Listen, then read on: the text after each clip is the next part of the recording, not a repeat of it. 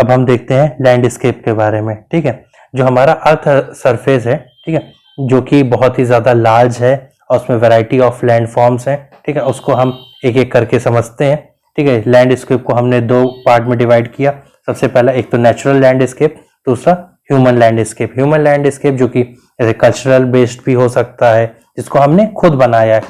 जो नेचुरल है जैसे रिवराइन, जो रिवर के उससे बनता है, ग्लेशियर, नेक्स्ट विंड और कोस्टल लैंडस्केप। ठीक है, रिलीफ फीचर का मतलब क्या होता है, जो डिफरेंस होता है हाईएस्ट एलिवेशन और लोएस्ट एलिवेशन में, उसी को ही हम रिलीफ फीचर कहते हैं। तो सबसे पहले हम कवर करेंगे रिवराइन लैंडस्केप। ठीक है, जो सोर्स ऑफ रिवर का मतलब होता है जहां से रिवर ओरिजिनेट करती है। ठीक है, माउंट ऑफ रिवर का मतलब होता है जब place where river enters itself into the sea और ओशन। ठीक है, जो माउथ होता है, जैसे रिवर आपकी ये ओरिजिनेट की, ठीक है, ये फ्लो होती गई और ये आपका ओशन है, यहाँ पे खत्म हो गई, तो ये माउथ है। ठीक है, रिवर वैली का मतलब ये होता है जहां जो रिवर का रास्ता होता है ना, ये वाला जो सोर्स से लेकर के एंड तक, इसी को ही हम रिवर वैली बोलते हैं। ट्रिब्यूटरी का मतलब होता है ये स्मॉल रिवर होती है जो कि मेन रिवर से आकर के मिल जाती हैं। Drainage area, river basin, catchment area, ठीक है, रिवर सिस्टम, वाटर शेड, इन सब का मतलब वही है कि जहां जिस एरिया में रिवर बहती है, जो उसका जो पूरा एरिया जो कवर हो रहा है, ठीक है, उसी को ही हम ड्रेनेज एरिया बोलते हैं। ठीक है, कॉन्फ्लुएंस का मतलब होता है कि जहां पर रिवर मिलती है आकर के एक पॉइंट होता है, जैसे कि आपका गंगा रिवर और यमुना रिवर प्रयागराज में मिलती है आकर के, तो उसको हम कॉन्फ्लुएंस बोलते हैं। वाटर शेड का मतलब ये होता है वो एक हायर एरिया होता है जो दो ड्रेनेज सिस्टम को अलग अलग करता है, जैसे कि यहाँ पर ये है, ठीक है, ये पूरा रेंजेस है, तो ये great water shade of India है।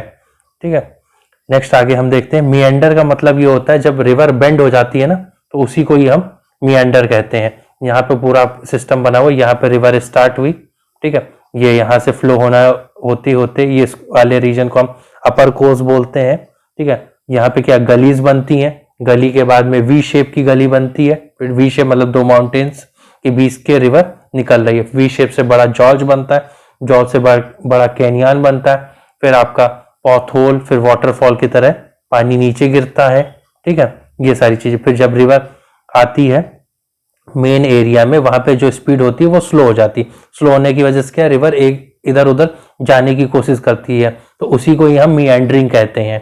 ठीक है, यहाँ पे इरोजन भी होता है और डिपोजिशन होता है। ऊपर वाले एरिया में सिर्फ इरोजन होता है, फिर ये लोअर कोर्स आता है, यहाँ पे जो भी उसने सेडिमेंट्स रिवर ने डिपॉजिट किया है वो यहाँ पर आकर के डिपॉजिट कर देती है। ठीक है, अब बीच में क्या है कि जब रिवर का स्पीड बहुत स्लो हो जाता है, तो जो मिएंडरिंग हो रही थी वो ऐसे साइड में होते होते क्या होगा, वो पूरी कट जाती है, तो उसी को हम क्या बोलते हैं, ऑक्सबो लेक बोलते हैं। ठीक है, और लास्ट में क्या है, डेल्टा बनता है या फिर एस्चुरी बनता है। ठीक है, और रिवर एंड हो जाती है। आगे है हमारा ये सेम चीज, ये आपका अगर ये एलिवेटेड लैंड है, ठीक है, बीच से रिवर जा रही है, तो रिवर जब ओवरफ्लो होगी तो यहाँ पे सेडिमेंट्स डिपॉजिट कर देगी। ठीक है, तो इसी को ही हम लीव्स कहते हैं। गली क्या होती है, जो स्मॉल शेप वी वैली होती है ना, उसी को ही हम गली कहते हैं। और वी शेप का मैंने आपको बता ही दिया। और जब जो इसके साइड्स है ना बहुत स्टीप हो जाते हैं एकदम प्रॉपरली नोकेले टाइप के, तो हम उसको जॉर्ज कहते हैं। और जब लार्ज साइज का जो जॉर्ज होता है उसको हम बोलते हैं केनियन। ठीक है, वाटरफॉल आपको पता ही है, जब ऑलमोस्ट वर्टिकली ऐसे है ये गिरता है पानी, इसको ही हम वाटरफॉल बोलते हैं। अगर स्मॉल वाटरफॉल है उसको हम रैपिड बोलते हैं। ठीक है, और बहुत ही हाई वाटरफॉल है उसको हम कैटरैक्ट बोलते हैं। ठीक है, नेक्स्ट है हमारा जो रॉक्स होती है ना, जब रिवर कैरी करके लाती है तो हम उसको बॉल्डर बोलते हैं। और एल्यूवियल कोन का मतलब ये है कि जब रिवर फ्लो होते हुए आ रही है ना, तो बहुत सारा मटेरियल डिपॉजिट कर देती है ये नीचे फुट हिल्स के पास में। ठीक है, तो वो क्या ऐसा शेप बन जाता है, वो एल्यूवियल फैन की तरह बन जाता है।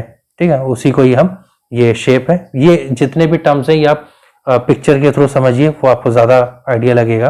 ठीक है, फ्लैट प्लेन, जब रिवर फ्लो हो जाती है, ओवरफ्लो होती है प्लेन पे, ठीक है, उसी को ही हम फ्लैट प्लेन बोलते हैं। ऑक्सबो लेक, जब रिवर मिएंडरिंग कर रही होती है और वो अपने मेन कोर्स से वो हट जाती है, तो उसी को ही ऑक्सबो लेक बोलते हैं।